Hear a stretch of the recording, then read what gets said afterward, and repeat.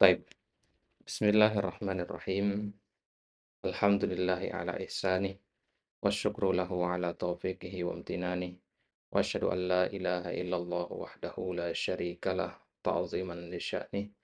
Wa asyhadu anna Muhammadan abduhu wa rasuluhu ad-da'i ila ridwani.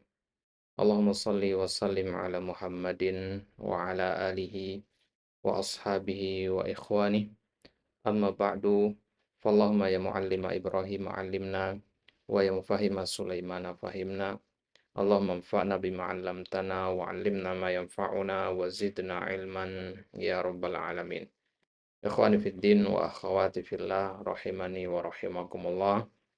Alhamdulillah taala pada kesempatan kali ini melanjutkan pembahasan kita di pertemuan sebelumnya. Ya, sekarang kita masuk ke bagian pertama dari kitab ini, ya, dari kitab Kaifa Tutqinul Balaghah, ya, yang ditulis oleh Asy-Syaikh Ahmad Iskandar hafizahullah taala. Baik, ya, silakan dibuka di PDF-nya.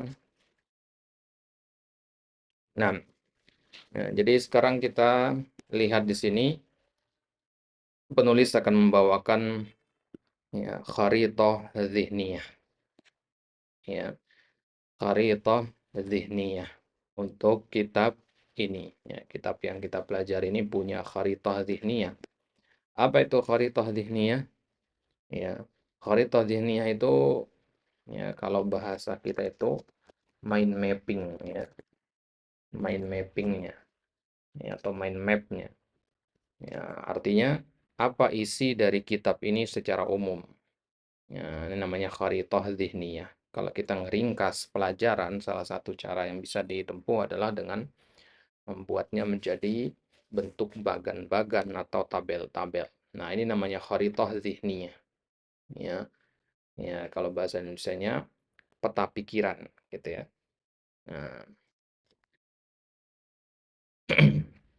baik.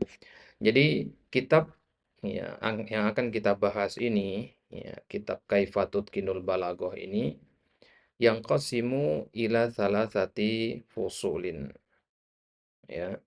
Dia terbagi menjadi 3 pasal, ya.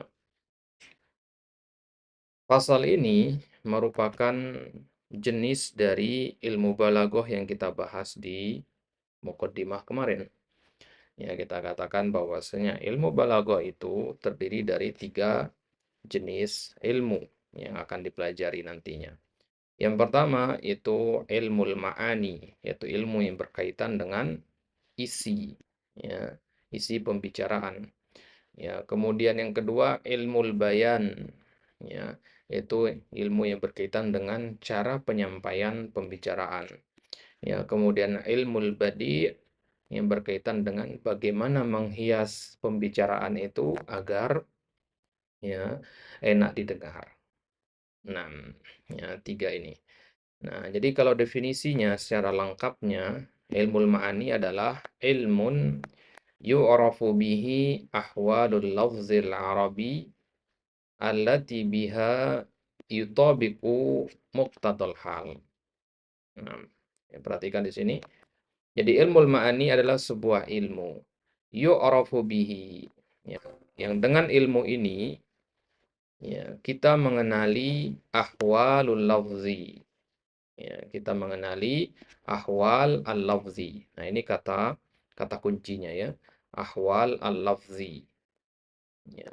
Kondisi-kondisi lafaz. Ya, bentuk-bentuk lafaz. Lafaz itu artinya ucapan, ya.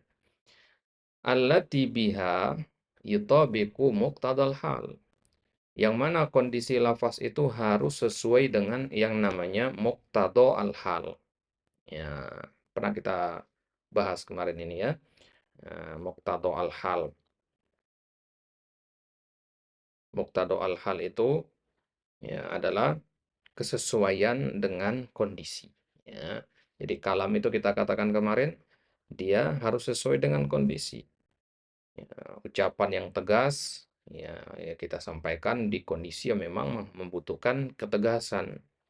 Ya, ucapan yang lemah lembut, ya, memang disampaikan di kondisi yang membutuhkan kelembutan.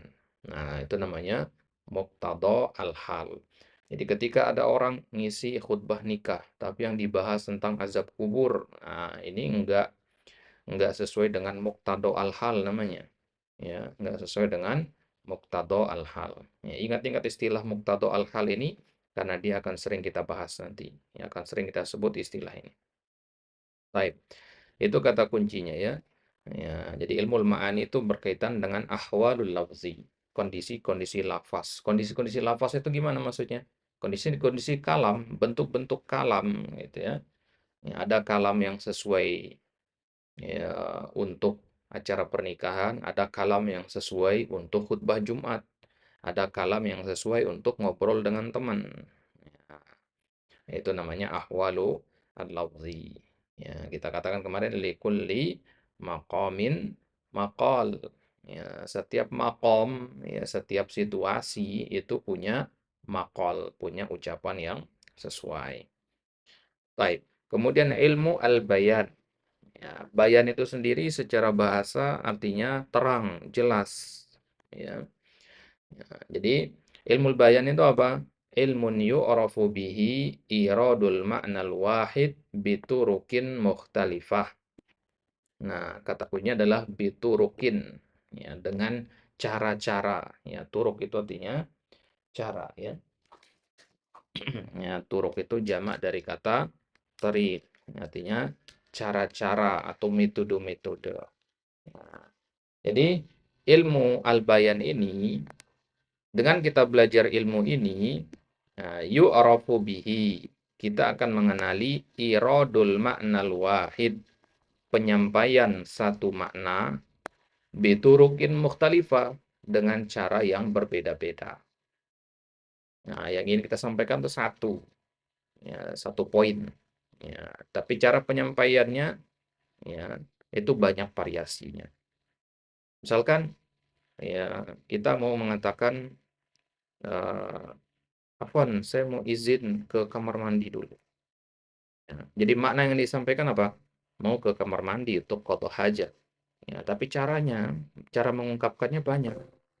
Ya, bisa kita katakan, ana izin mau ke belakang, ana izin mau buang air kecil, ana izin ya mau qada hajat, ya. Ana izin mau ya berak misalkan dan seterusnya ya. Jadi satu makna ada pikiran tapi bisa disampaikan dengan ya berbagai macam bentuk kata, berbagai macam variasi. Ya, dan itu kan kita menyesuaikan ya. Ya, dan harus disesuaikan kapan kita menggunakan makna yang ini, kapan yang ini gitu. Kalau dalam forum formal ya kita katakan apa nana izin ke belakang dulu. Nah, orang paham di situ. Ya, ke belakang di situ maksudnya ke kamar mandi. Nah, jadi menyesuaikan. Nah, ya fi wuduhid dalalah alaihi. Ya, tentunya dengan ya makna yang jelas, ya. Jadi menyampaikan sesuatu yang ada di pikiran itu dengan berbagai macam cara, tapi syaratnya cara-cara itu harus jelas, ya. Cara-cara yang kita pakai untuk menyampaikan makna itu harus jelas, ya. Ya, jadi kalau menyampaikan makna variasinya banyak tapi nggak jelas ya nggak ada gunanya ya, harus ya, nanti kita akan bahas apa yang dimaksud dengan fasohah di dalam kalam. Nah kemudian yang ketiga namanya ilmu al-badi'. Ya, badi' itu sendiri artinya membuat atau memperindah sesuatu ya, makanya dikatakan Allahu badi'us samawati wal ard, Allah yang menciptakan dan memperindah langit dan bumi ya. Nah, jadi apa itu ilmu badi'? Ilmu memperindah. Huwa ilmun yu'rafu bihi wujuhu tahsinil kalam ba'da riayati tatbiqihi ala muqtadal hal wa wuduhid dalalah. Nah, ya, kata kuncinya ada pada kata ya tahsinil kalam. Ya, kata kuncinya. Jadi ilmu badi itu sebuah ilmu yu'rafu bihi. Dengan ilmu ini kita bisa mengenali wujuh tahsinil kalam. Ya. Bentuk-bentuk memperindah kalam. Atau cara-cara memperindah kalam. Bedanya dengan ilmu bayan, kalau ilmu bayan itu cara menyampaikan, nggak mesti indah, ya. Cara menyampaikan kalam. Nah, yang penting maknanya tersampaikan dengan jelas, itu ilmu bayan, ya. Nah, jadi para nabi itu tugas mereka itu adalah untuk menyampaikan bayan. Artinya apa? Menyampaikan risalah dari Allah dengan cara yang jelas. Ya, itu yang dimaksud dengan kalau bayan, ya. Yang penting menyampaikan. Nah, kalau tahsinul kalam atau ilmu badi itu bagaimana agar makna itu bukan hanya tersampaikan tapi juga harus indah, ya, harus bagus. Ya. Dari ayati tatbiqihi tentunya setelah ya memperhatikan kesesuaiannya dengan muqtadha al-hal tadi, ya. Wa wuduhid dalalah juga harus jelas. Ya, jadi ya, kalamnya indah tapi nggak jelas juga percuma, ya. Sering kita temukan ya ada orang yang dia naik atas mimbar, ya, kemudian dia nyampaikan ceramah dan dia banyak menggunakan istilah-istilah asing dalam bahasa Inggris, ya, kata-kata yang modern gitu, ya, yang rumit penyebutannya. Tujuannya biar kelihatan pinter aja, ya. Tapi maknanya sedikit, ya. Atau bahkan maknanya nggak dipahami sama orang. Misalkan audiensnya ya orang-orang tua ya, di kampung-kampung, ya nenek-nenek, kakek, ya. Kalau kita bicara dengan bahasa yang tinggi-tinggi di mereka ya nggak nyambung, ya. Indah nggak itu? Indah, tapi nggak jelas, ya, gitu ya. Nah, jadi kalau kita ngomong dan menyisipkan istilah-istilah asing itu kan kedengaran keren, ya, kedengaran cool, ya, indah didengar sama orang. Tapi apakah dia eh, ya, secara ilmu balago bagus? Tidak. Nah, ingat ilmu balago itu tidak hanya indah, tapi juga harus jelas dan juga harus sesuai dengan muqtado al-hal. Nah, jadi berarti bisa kita simpulkan, ya, ya kesimpulannya bahwasanya ucapan yang baik itu yang pertama apa? Sesuai dengan keadaan, ya, kondisional. Kemudian yang kedua, ya harus maknanya jelas, cara penyampaiannya bagus berarti. Kemudian yang ketiga harus indah didengar, ya itu ya.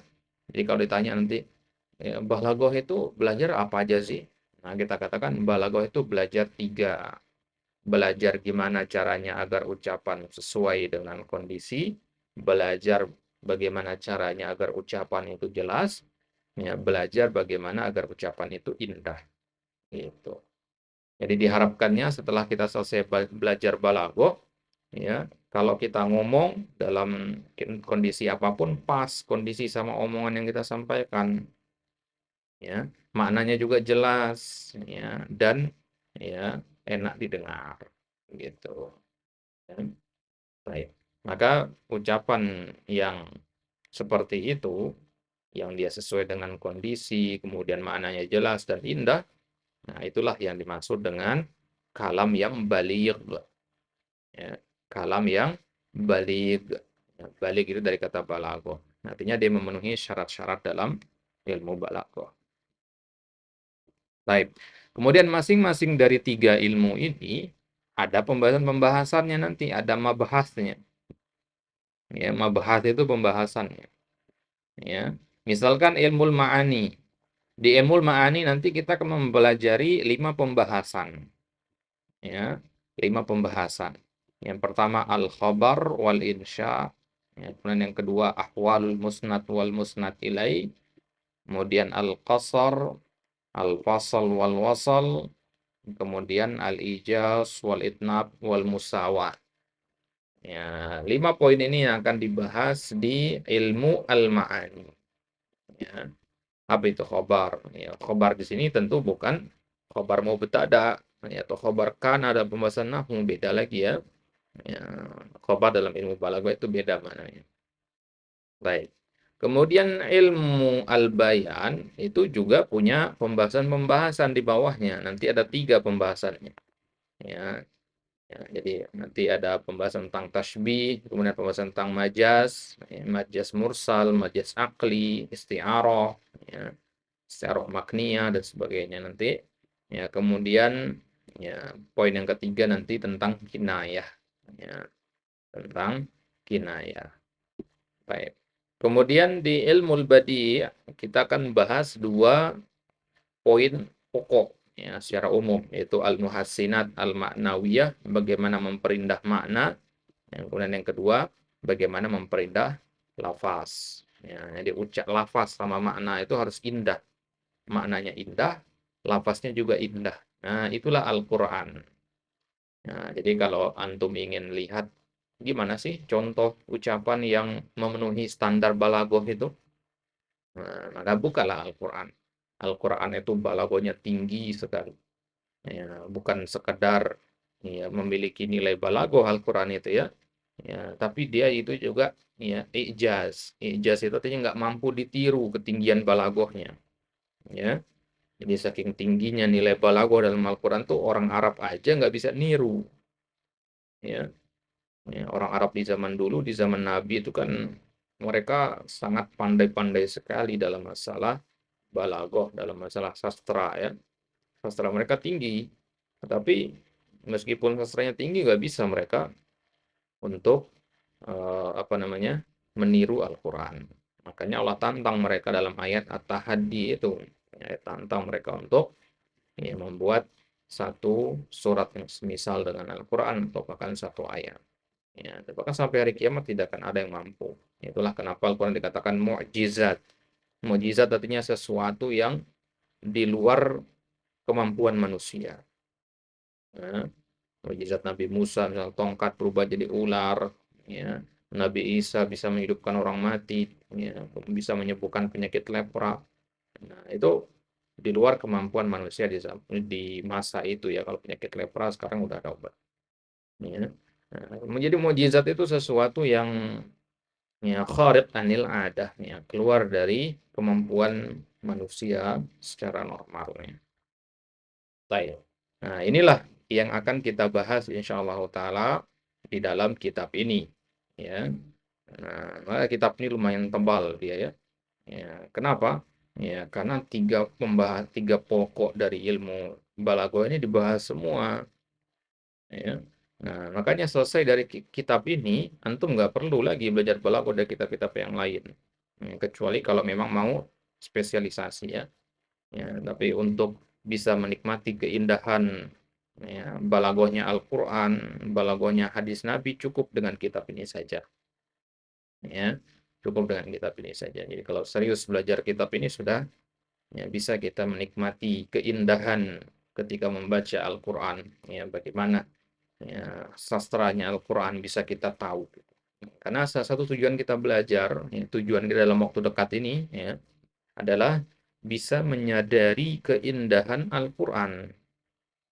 Ya, kalau selama ini kita baca Al-Quran lewat-lewat begitu saja tanpa merasa nothing spesial, ya, tanpa ngerasa ada yang spesial, ya, maka kita harapkan setelah belajar kitab Kaifatul Kinal Balago ini, kita menjadi ya, bisa merasakan ya, betapa indahnya Al-Quran itu. Ya. Tujuannya apa nantinya? Tujuannya nanti, ya, kalau kita ngerasa Al-Quran itu indah, spesial, ya kita nggak akan ngerasa bosan untuk baca Al-Quran. Pengennya baca Quran terus. Ya, ya, ya. Sering kita bermuamalah dengan Al-Quran, rindu untuk senantiasa membaca Al-Quran. Nah, kalau hidup kita sudah dipenuhi dengan kecintaan terhadap Al-Quran, ya, maka ya, itu adalah kehidupan yang berkah, ya, kehidupan yang ya, diharap-harapkan oleh banyak orang. Baik. Nah, nah, sekarang ya, kita masuk ke tamhid. Ya, tamhid itu kurang lebih kayak prakata gitu ya. Prakata. Ya, kalau mukaddimah kita sudah sampaikan kemarin ini ya tamhid dari penulis ya. Mukaddimah dari penulis. Ya, ada dua poin yang akan kita bahas di sini, al-balaghah wal fasahah. Ya, dan bahas balaghah dan fasahah. Ya, sebelum kita masuk ke ilmu ma'ani ya. Ya, masih ingat tadi pembagian yang 3 itu ya, ilmu al-ma'ani yang pertama. Nah, ya, sebelum kita masuk ke ilmu ma'ani, ya, membahas al-khabar wal insya, al-musnad wal musnad ilaih, ya, kita bahas dulu ya 2 poin ini, balaghah dan fashahah. Nah, sebelum kita ke situ, perhatikan akhwati fillah, ya, wa ikhwani fiddin rahimani wa rahimakumullah. Jadi, antum kan sudah belajar nahwu, ya. Ya. Kalau antum belajar nahwu, lihat mau pakai kitab apapun, ada satu kesamaan kitab-kitab nahwu itu. Ya. Kesamaannya adalah di awal-awal pasti pertama kali yang dipelajari adalah tentang kalam, ya kan? Belajar tentang kalam. Ya. Antum yang belajar pakai jurumiyah, ya, itu di awal-awal kan kalam. Bahas tentang kalam, jumlah mufidah. Antum yang belajar pakai ya, al-muyassar, ya, itu juga bahas kalam di awal-awal. Ya. Kenapa begitu? Ya. Karena kalam itu menjadi tujuan kita belajar nahwu. Ya, gimana caranya biar bisa bikin kalam yang baik. Nah, itu ya, kalau dalam ilmu nahwu. Nah, kalau dalam ilmu balaghah, ya, kitab-kitab balaghah itu ya kesamaannya yang dibahas 2 poin ini, balaghah dan fashahah. Ya, balaghah dan fashahah. Karena ini dua ini adalah tujuan dari ilmu balaghah itu sendiri, yaitu bagaimana agar kalam kita itu menjadi memenuhi standar balaghah dan dia fashahah. Fashahah itu artinya fasih, ya. Nah, jadi kita ya rubah istilahnya sekarang ya. Jadi ucapan yang memenuhi standar standar balaghah itu disebut baligh, ya. Disebut baligh. Dan ucapan yang memenuhi standar al-fasohah artinya itu disebut dengan fasih, ya. Kalau bahasa Indonesia kan fasih, ya. Nah, itulah fasih dalam bahasa Arab juga, ya. Nah, itu diingat-ingat nanti ya. Kalau kita katakan wah kalam ini nggak balik, wah, berarti dia maksudnya tidak memenuhi standar balaghah. Oh, kalam ini balik tapi dia tidak fasih, wah, berarti dia memenuhi standar balaghah tapi tidak memenuhi standar al-fasohah. Ya, diingat-ingat dua istilah ini ya. Baligh, ya, dan fasih. Baik. Nah, jadi gimana kalam itu dikatakan baligh? Ya. Nah, ya, kita nggak baca semua di kitab ya, kita ambil poin-poin penting saja. Ya. Jadi balaghah secara bahasa kemarin sudah kita bahas di mukaddimah ya, bahwasanya balaghah itu secara bahasa diambil dari kata balago yang artinya sampai. Nah, sekarang kita lihat definisi dalam bahasa Arabnya ya. Ya. Ya, silahkan mau dihafalkan definisi Arab atau yang bahasa Indonesia boleh. Jadi secara lugatan, secara bahasa balago itu artinya adalah al-wusul wal intiha, sampai dan berakhir. Ya, makanya anak dikatakan balik, itu artinya maksudnya sampai usia tertentu, wal intiha.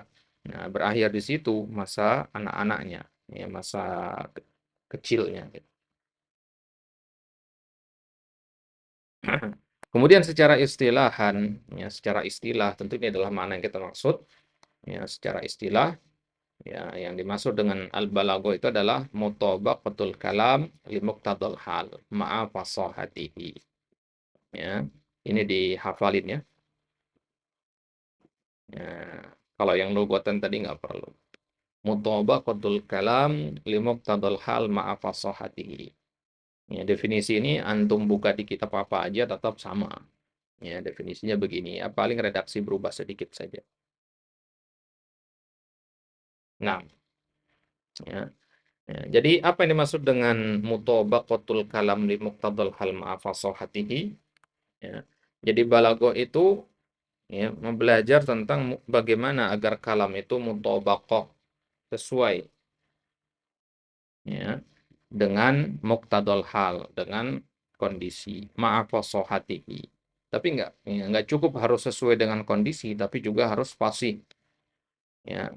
Antum lagi ya diminta untuk jadi pembicara dalam ya acara ya misalkan ya acara apa misalkan, acara kantor misalkan ya. Ya, jadi pembicara di situ. Ya, sebagai misalkan penceramah lah. Ya, ya, maka di situ antum berbicara membahas tentang ya, bagaimana kiat-kiat menjadi ya seorang pengusaha yang sukses dalam sudut pandang Islam. Ya, pengusaha sukses itu dalam pandangan Islam itu seperti apa? Itu tema pembicaraan antum. Nah, ini sudah muqtadul hal ini, sudah sesuai dengan kondisinya. Tapi antum ngomongnya berlibat misalkan, ya, poinnya ke sana kemari nggak jelas. Nah, terbata-bata. Nah, maka ini juga tidak memenuhi standar balago. Nah, jadi standarnya balago itu nggak hanya sesuai, tapi juga harus fasih, gitu ya. Nah, harus ada tambahannya di sini. Makanya dikatakan maaf fasohatihi, ya, disertai dengan kefasihan kalam itu. Nah, di sini kemudian di at-taudih ini penjelasannya. Ya, ini penjelasan dari ya, definisi tadi. Ya, kalau antum sudah paham sampai sini sudah cukup. Ya. Nah, type-nya. Anda baca cepat saja ini ya.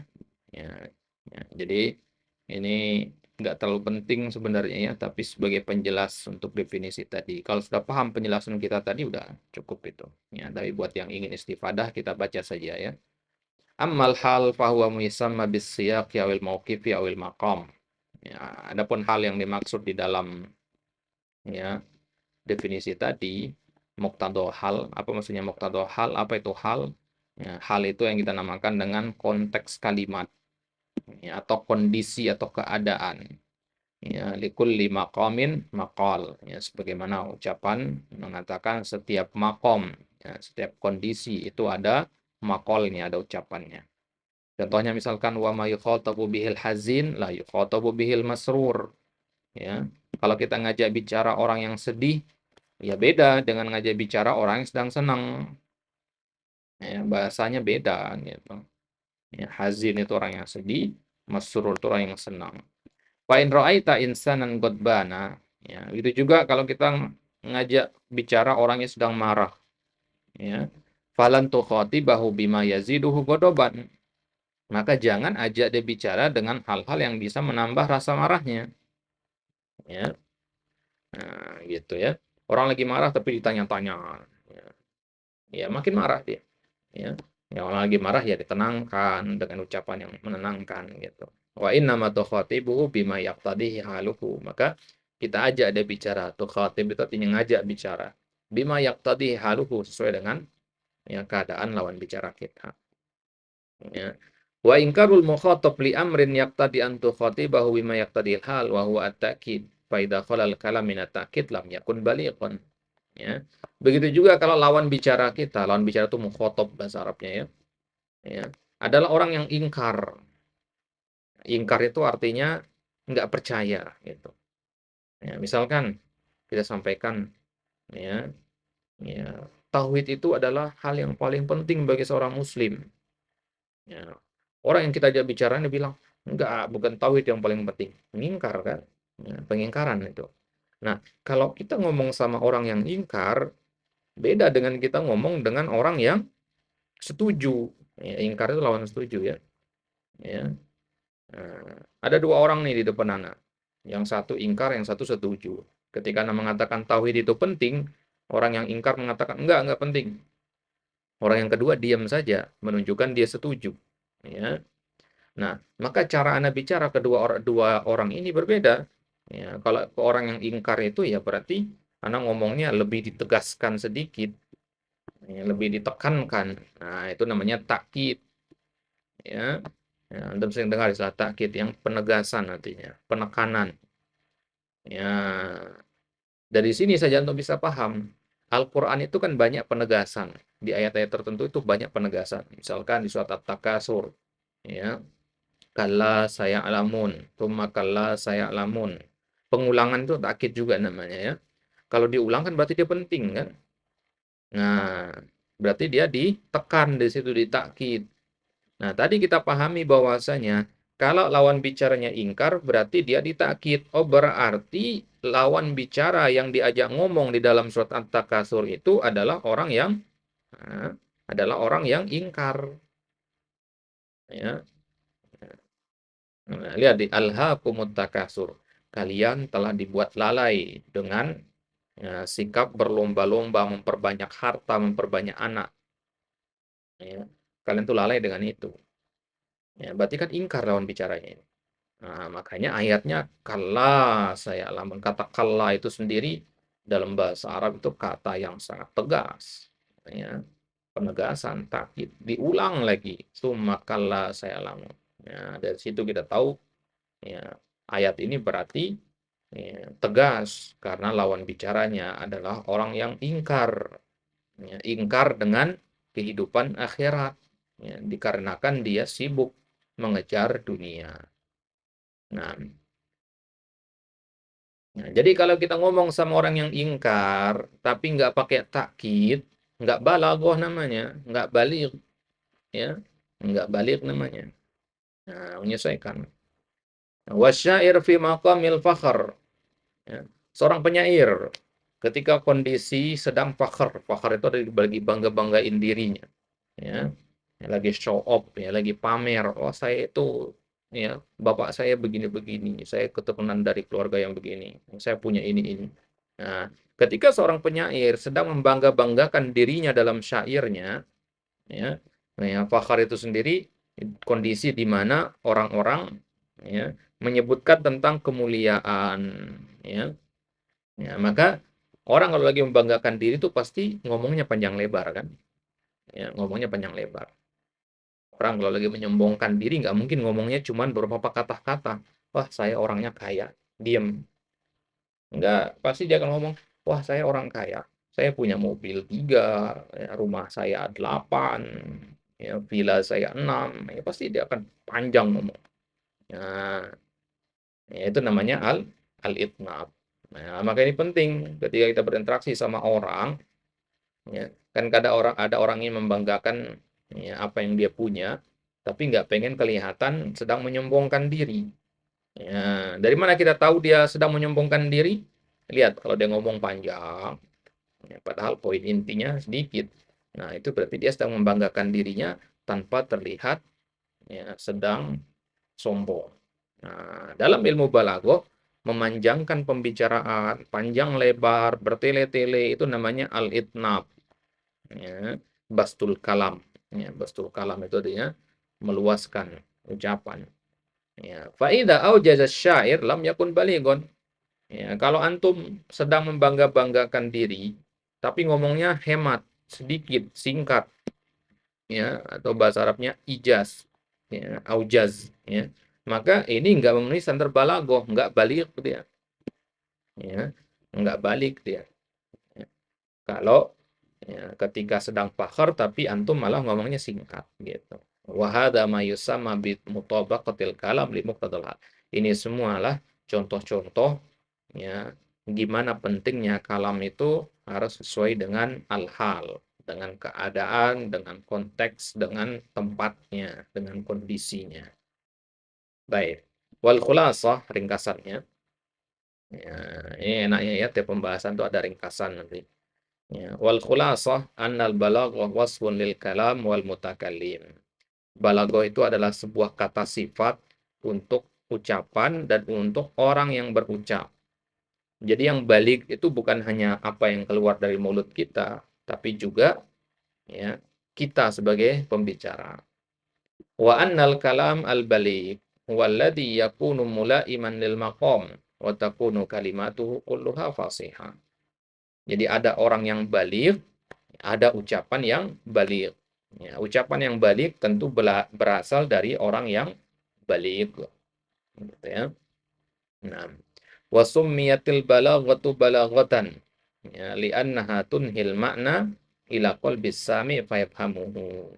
Ya, kenapa balaghah dinamakan balaghah secara bahasa tadi? Masih ingat definisi balaghah secara bahasa ya? Berakhir, ya, al-wusul wal intiha. Nah, jadi balaghah dinamakan balaghah karena dia menyampaikan makna ke ya lawan bicara dan lawan bicara paham. Ya, kayak kita ngasih barang gitu ya. kita ngasih barang, barang itu berakhir di dia. Nah, itu namanya al-wusul wal intiha. Barangnya sampai dengan aman ya ke tujuannya ya. Ya, kayak antum pesan barang di toko online misalkan ya. Jadi kan barang itu kan nggak langsung dikirim ke alamat tujuan kan, dia pasti yang lewati berbagai macam tempat dulu ya, transit dulu kan, transit dulu ya, di ya gudang-gudang penyimpanan dulu di Cakung misalkan ya, kalau dari Jabodetabek di Cakung dulu, kemudian ke Jawa ya misalnya dan seterusnya. Nah, jadi ya, ketika barang yang kita pesan itu belum sampai ke kita, ya ini belum balagoh kalau secara bahasa ya, belum balik gitu ya, belum tiba, ya, belum berakhir di kita. Gitu. Nah, maka makna yang ingin kita sampaikan dalam pikiran kita, ya, ketika kita mengungkapkannya, kita kan tentu ingin orang itu paham. Ya, ya, masalah rumah tangga itu saja banyak ya, kalau yang bagian sudah berumah tangga ya. Masalah rumah tangga itu kebanyakan timbul karena ya makna yang ingin kita sampaikan itu disalahpahami ya, atau disalah mengerti gitu ya. Ya, nah, terutama perempuan ya, perempuan ketika misalkan ya suaminya sebelum pulang kerja nelpon ya, dari kantor ya, Umi ya sebentar lagi mau pulang, mau nitip apa, ya, istri bisa bilangnya apa, nggak ada gitu ya, dan suami pahamnya begitu ya, padahal yang dimaksud dengan istri ya kamu inisiatif sendiri beli apapun itu gitu. Nah, maka ketika si suami pulang ternyata nggak bawa apa-apa ya, istri cemberut ya, istri ya kesal ya, bagi suami ya apa yang didengar itulah yang dipahami gitu, dia tidak menangkap pada makna lain di balik itu gitu.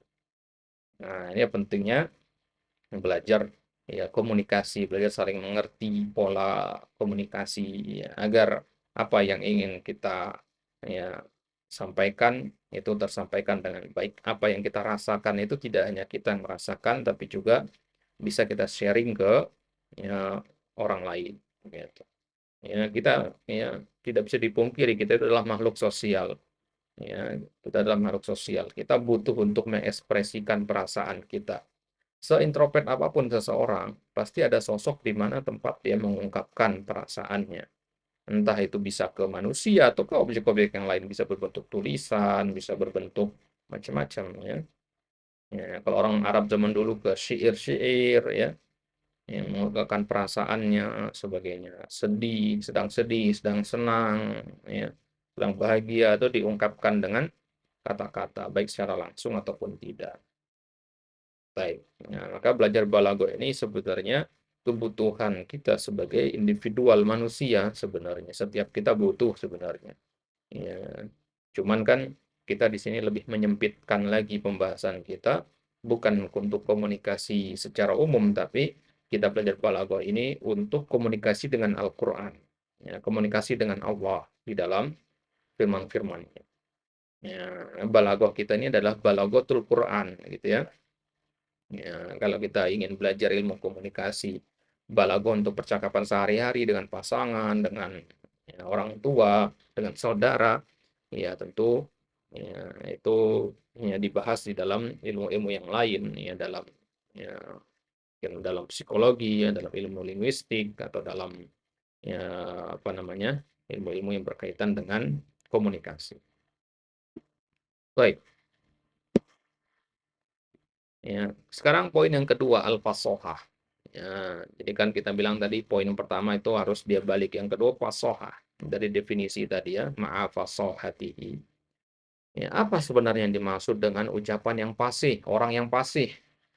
Ya, kalau dalam bahasa Indonesia fasih itu artinya lancar ya. Ya, kalau dalam bahasa Arab lebih kompleks lagi. Ya, fasih secara bahasa itu ya, bahasa Arab maksudnya al-bayan wa zuhur. Ya, jelas dan terang. Ya, wadih itu namanya fasih.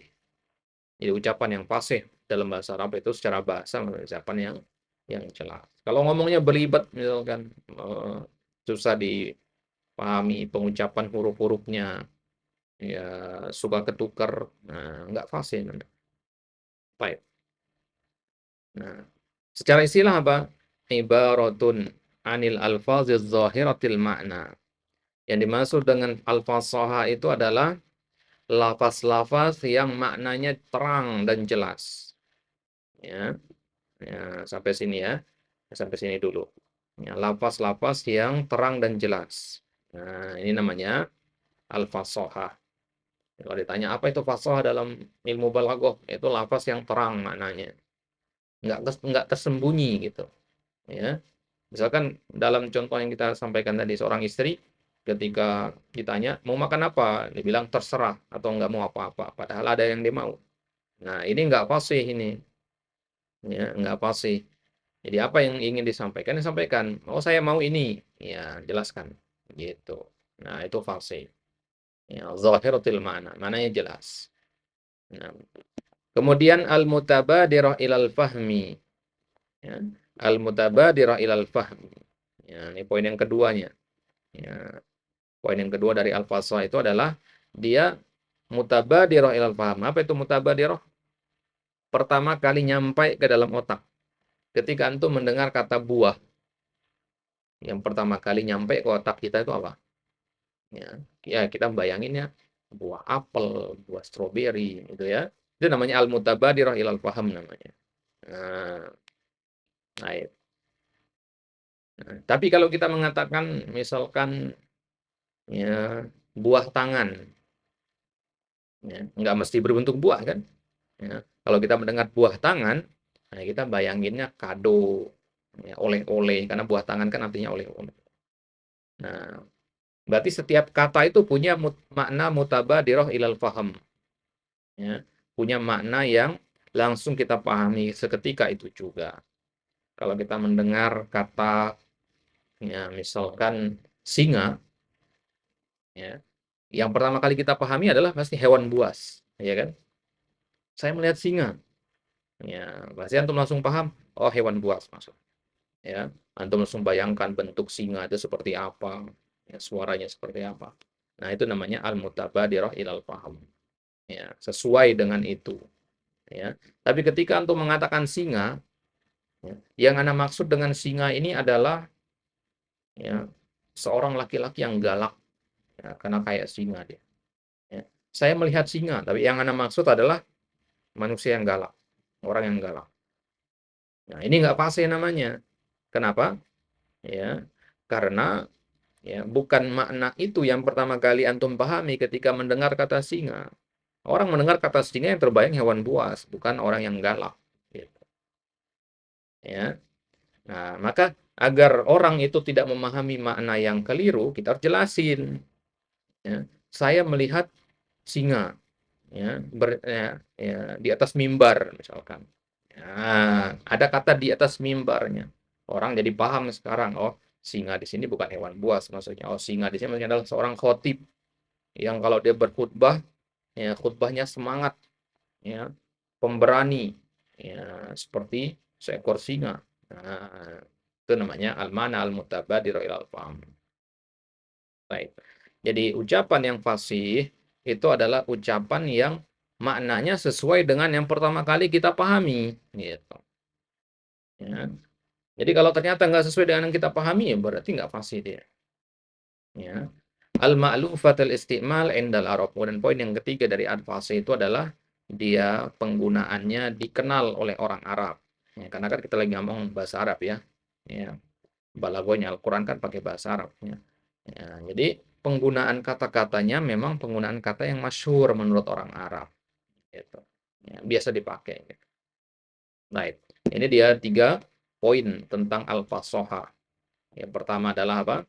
Lafaznya memiliki makna yang jelas. Kemudian makna tersebut, ya, adalah makna yang pertama kali kita pahami. Kemudian yang ketiga, ya, penggunaannya familiar di kalangan orang orang Arab.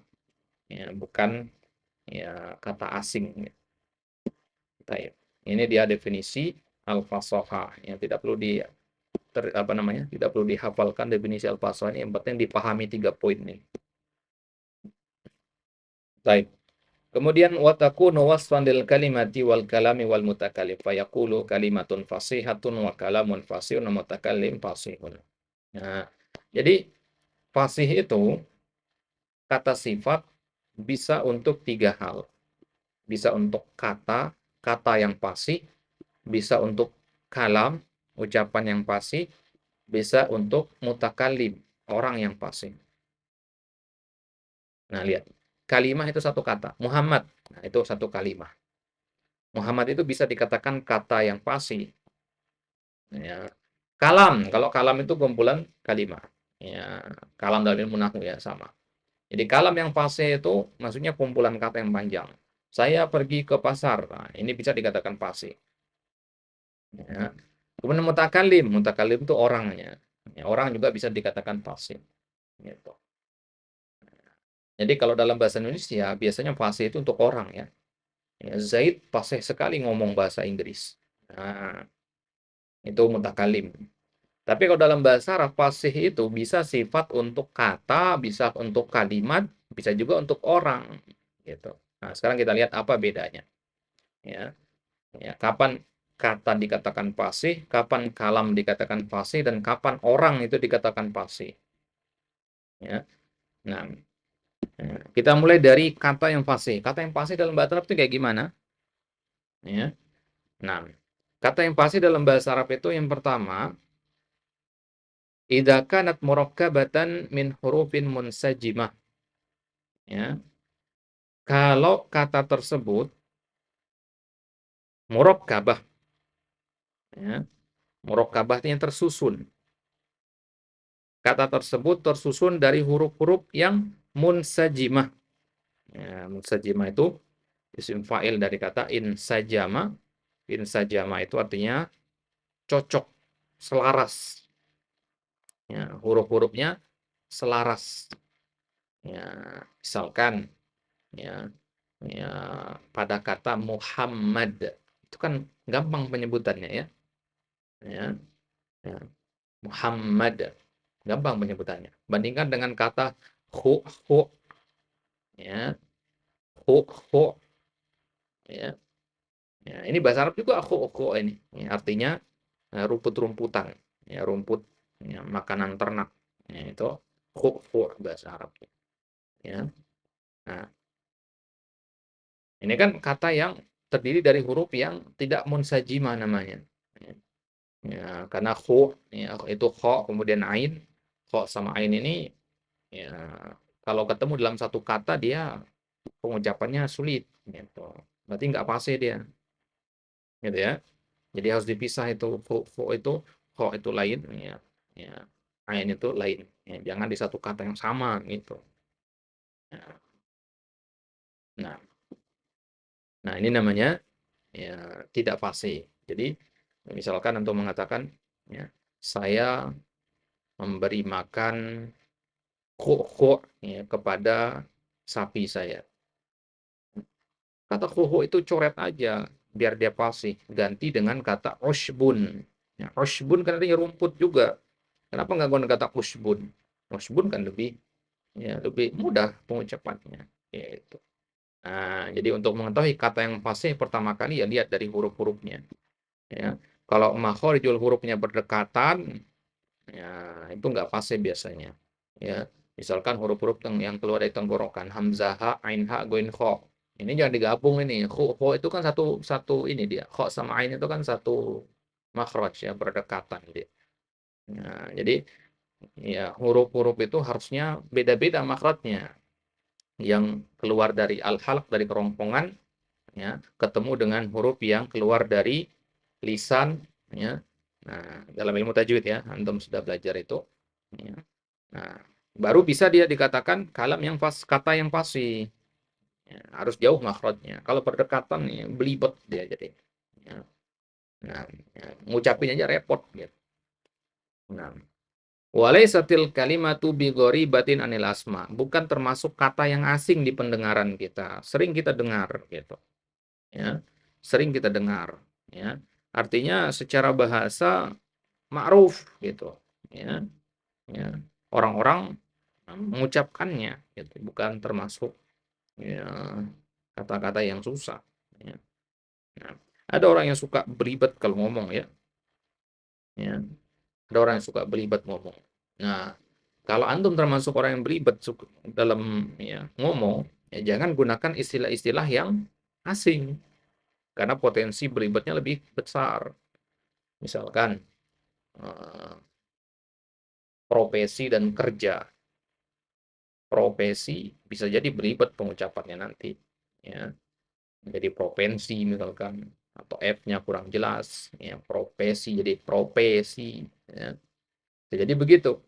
Ya, maka ketika antum berbicara depan orang, ya ganti profesi itu dengan kata yang lain, dengan kata kerja misalkan, ya, dengan kata kerja, kan artinya sama, ya.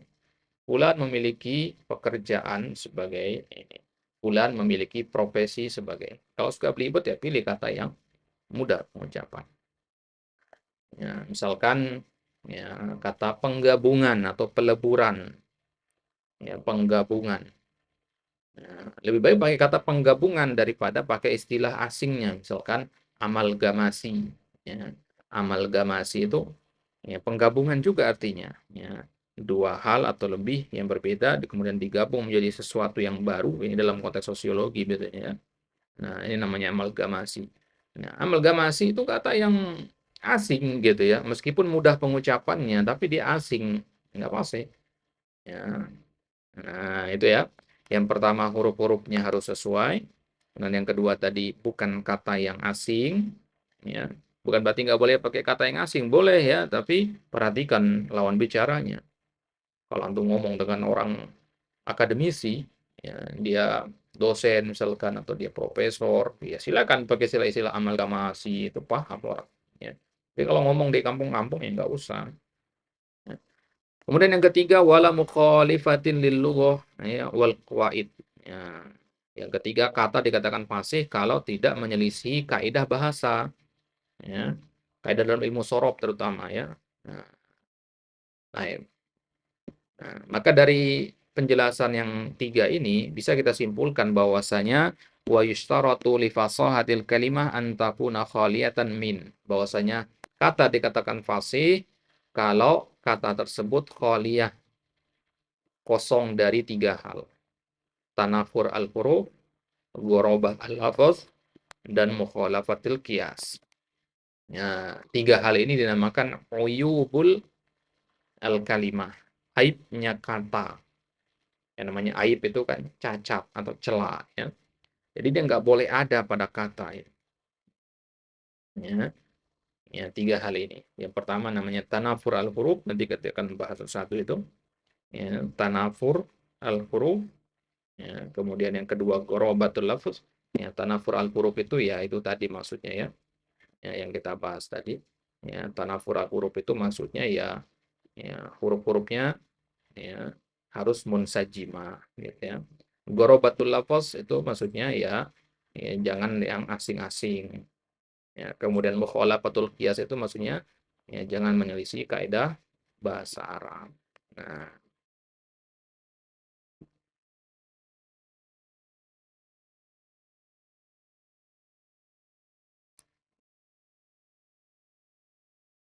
baik. Ya, itu kata yang fasih. Ya, kata yang fasih. Nah, kita langsung bahas sekarang. Contoh kata yang fasih atau syarat-syarat kata yang fasih. Nah, kalau kalam yang fasih nanti setelah ini dibahas ya. Kalam yang fasih itu nanti ya, mau nggak di panjang lebar ya. Oh, kalau kata yang fasih saja berarti kita fokus ke kata yang fasih dulu. Nah, ini. Yang ini kita lompat dulu ya. Al-kalam al-fasih sama al-mutakalim al-fasih. Kita fokus ke al-kalimah al-fasihah ini dulu. Ya, bagian satunya. Baik. Syurut fasahatil kalimah. Tadi kita katakan ada tiga syaratnya. Ya, sebuah kata dikatakan fasih. Yang pertama adalah tanafur al-huruf tadi. Ya, ya nggak boleh tanafur al-huruf maksudnya. Bukan berarti harus tanafur al-huruf. Nggak. Ingat, tanafur huruf itu aib. Artinya nggak boleh ada. Penyakit ya. Ya, ya penyakit ya nggak boleh ada. Ya, jadi kalau mau kata itu fasih, maka ya, kata itu nggak boleh tanafur hurufnya. Ya, apa itu tanafur al-huruf? Ya, tanafur itu sendiri kalau dalam bahasa Arab artinya bertentangan atau berat. Nah, berat di pendengaran ya. Itu namanya tanafur. Nah, jadi tanafur al-huruf itu la takunul kalimah sakilatan 'alas sama. Ya, ketika ucapan itu kata itu afwan, ya ketika kata tersebut sakilah berat di pendengaran. Ada kata-kata yang ya, enak didengar. Ya. Ada juga kata-kata yang berat di pendengaran kita. Ya. Itulah kenapa orang kalau bikin lagu itu dia gunakan kata-kata yang ya, ringan di pendengaran. Ya, sehingga dia ya, makanya lagu-lagu itu kan ya, kenapa kok bisa kita mudah menghafalnya? Ya, dulu ya, sebelum hijrah itu kan sering dengar-dengar lagu misalkan ya. Ya, atau nggak sengaja dengar tapi bisa langsung hafal. Ya, lagu-lagu Peter Pan, ya, lagu-lagu ya apalagi band-band itu ya. Nah, itu ya. Sekali dengar bisa kita langsung hafal. Kenapa? Karena kata-kata yang dipilih dalam lirik lagu itu adalah kata-kata yang ya kata-kata yang ringan, mudah untuk diingat gitu. Ya. Wala sa'batan 'alal lisan, enggak sulit dalam penyebutan lisan. Di pendengaran enak, ya, di penyebutan juga ringan gitu. Ya. Contoh kata yang tanafur itu misalkan ucapan seorang Arab Badui ketika ditanya, "Wahai Arab Badui." Orang Arab Badui itu orang-orang yang tinggal di pedalaman, ya, bukan orang kota. "Wahai Arab Badui, ya, mana untamu? Ya, di mana kamu taruh untamu?" Ya, maka dia menjawab, "Taraktuha tar'al khu'khu." Ya, taraktuha tar'a al-khu'khu. Ya. Unta saya biarkan ya menggembala rumput. Ya, khu'khu ini sekarang lihat. Khu'khu ini namanya kata yang tidak fasih. Ya, nggak fasih kata ini. Ya. Apa yang menyebabkan dia tidak fasih? Karena adanya tanafur al-huruf pada kata ini. Apa itu tanafur al-huruf tadi? Berat di pendengaran dan susah di penyebutan. Ya, susah penyebutan. Ya, ya. Nah, ya. Ya, dijelaskan di sini sekarang. Ya, penjelasannya di dalam tabel ini ya. Al-khu'khu itu apa? Ya, ya, al-khu'khu itu kenapa dia dikatakan berat? Ya, ya kenapa dia dikatakan tanafur? Ditawali tilkar huruf al-halqiyah tanafurun syadid. Ya, karena adanya tawali berurutannya huruf-huruf halaq, huruf-huruf dari kerongkongan ya. Huruf-huruf kerongkongan itu huruf-huruf izhar itu ya. Hamzah, ain, ha, ghain, kha. Ya. Dan dia berurutan huruf-huruf ya kerongkongan ini. Ada eh, ha, kemudian ada ain, ada kha. Ini kan huruf satu makhrajnya, berdekatan makhrajnya dari kerongkongan. Ya. Nah, karena dia berdekatan huruf-huruf ini, maka inilah yang dinamakan tanafur. Ya. Id la nastati'un nutqa bil ahrufil ha'i wal aini wal kha. Karena kita nggak bisa mengucapkan dengan tepat pengucapan huruf ha, ain, dan kha sekaligus. Ya, walihada kanatil kalimatu ghairu fasihah li su'ubati nutqi biha. Ya, karena makan dia nggak fasih hu ini ya, hu ini nggak fasih. Ya, kenapa? Ya, karena ya dia ya susah untuk disebutkan. Ya. Nah, jadi kalau kita mau menyusun sebuah ucapan, kan kita milih kata dulu kan. Ya, kita pilih kata. Maka kata yang kita pilih itu haruslah kata yang ya, tidak ada tanafur di dalamnya. Baru ucapan itu dikatakan fasih. Pastikan itu. Jangan pilih kata-kata yang tanafur. Ya.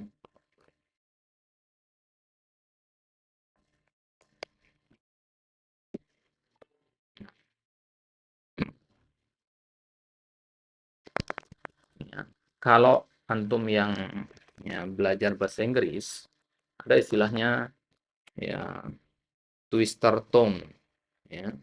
Twister tone itu kata-kata yang ya apa namanya, berbelit, ya, ya. Nah, kata-kata yang berbelit, ya, susah pengucapannya, ya, tujuannya untuk melatih kelenturan lidah, ya, itu istertong namanya. Ya, ya. Bahasa Indonesia juga ada ya, bahasa Indonesia. Misalkan ular lari lurus. Nah, itu. Ular lari lurus, ya. Ular lari lurus. Nah, itu kalau ini tanafur pada kalam ini ya. Ya, kalau ular, kata ular itu dia enggak tanafur. Tapi ketika digandeng dengan kata lurus, tanafur dia. Ya, karena huruf-hurufnya sama.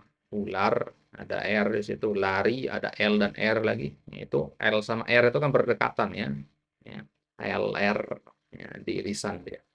Ya. Kuku, kaki, kakek, ya, kuku, kaki, kakek, ya, apalagi lupa nanti ada biasanya di masih SD dulu suka begitu itu ya. Nah, kalau dalam bahasa Inggris misalkan ya, she sell by the ya, seashore ya, she sell by the seashore. Nah, itu twister tone. Ya, jadi kata-kata itu yang susah ya, secara pengucapan. Nah, contoh yang kedua, ucapannya Imrul Qais. Imrul Qais ini seorang penyair di zaman jahiliyah dulu ya. Ya, ya, dia salah satu dari Ashabul Mu'allaqat yang kita ceritakan kemarin, yang syairnya digantung di Ka'bah itu ya. Ya, saking bagusnya. Ya, ini namanya Imrul Qais. Ya, contohnya misalkan di syairnya godairuhu mustazziratun ilal ula tadillul iqasu fi mustannan wa mursali. Ya, dari syairnya. Ya. Di sini Imrul Qais menggunakan kata mustazzirat. Ya, mustazzirat itu sendiri pengucapan yang susah. Mustazzirat. Ada sin, ada shin, ada zai. Berdekatan semua. Ya, berat pengucapan. Nah, karena berat pengucapannya, ya, ya, maka ya, dia tidak pasti. Kenapa dia berat? Lijtima'i ahrufin mahmusah. Karena berkumpulnya huruf hamas. Ya. Huruf hamas itu sin, ta, shin, zai. Ini huruf hamas semua ya. Ya, waktu belajar tajwid kan ada sifat-sifat huruf ya. Hamas, jahar, ya. Nah, ini ya, huruf-huruf hamas ini. Ya. Nah, baik. Ya, kemudian syarat yang kedua antakuna khaliyatan minal gorobah. Ya, antakuna khaliyatan minal gorobah. Ya, syarat yang kedua ya, haruslah kalam tersebut khaliyah dari namanya al-gorobah. Ya, nah, ini insya Allah kita bahas di pertemuan selanjutnya. Ya, baik, sampai sini ada pertanyaan dulu. Kita buka sesi tanya jawab. Silakan yang ada pertanyaan. Dari pembahasan tadi ada yang kurang jelas, mau ditanyakan silakan.